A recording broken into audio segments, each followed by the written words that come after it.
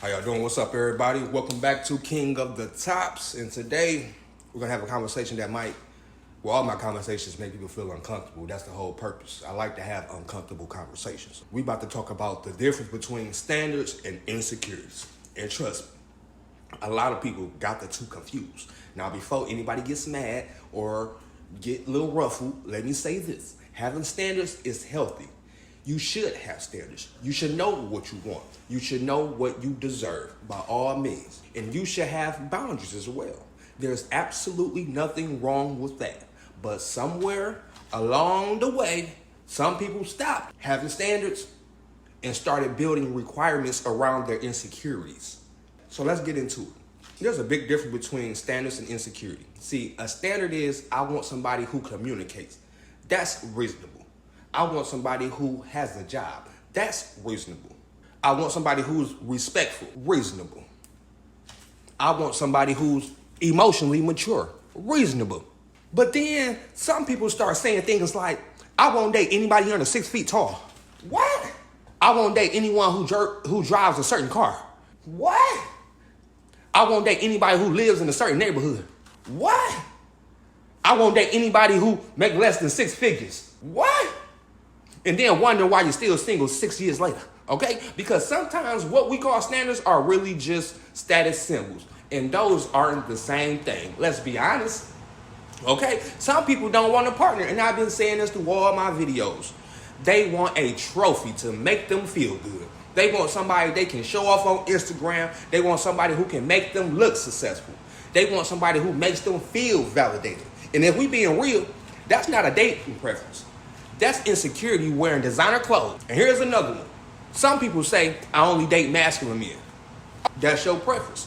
Nothing wrong with that. Nothing wrong with preferences. But then when you ask them what masculine means, they start describing a construction worker, a bodyguard. A construction worker, a bodyguard, and a Marvel superhero all at the same goddamn time.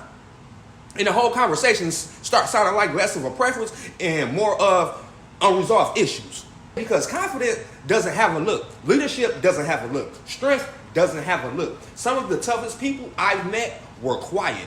Some of the strongest people I met were soft-spoken. Some of the most dependable people I've met would never fit somebody else's stereotype. And another thing, people call a standard wanting somebody who never gets attention from other people.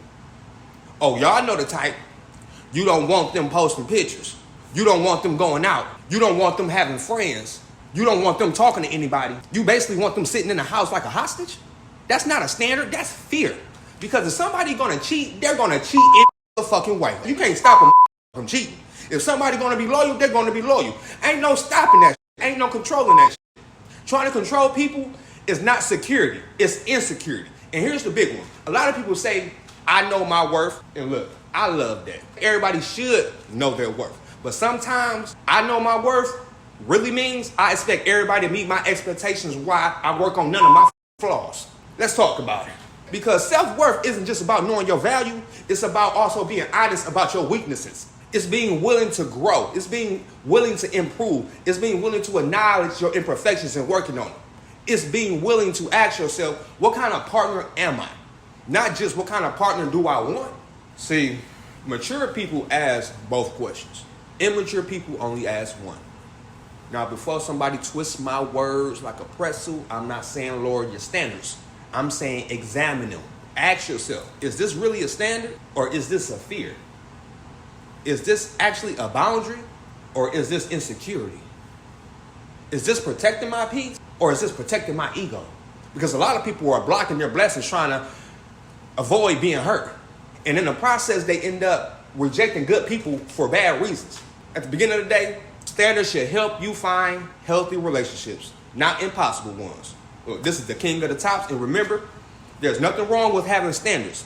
Just make sure they're based on wisdom and not wounds. See y'all in the next video. Have a good one.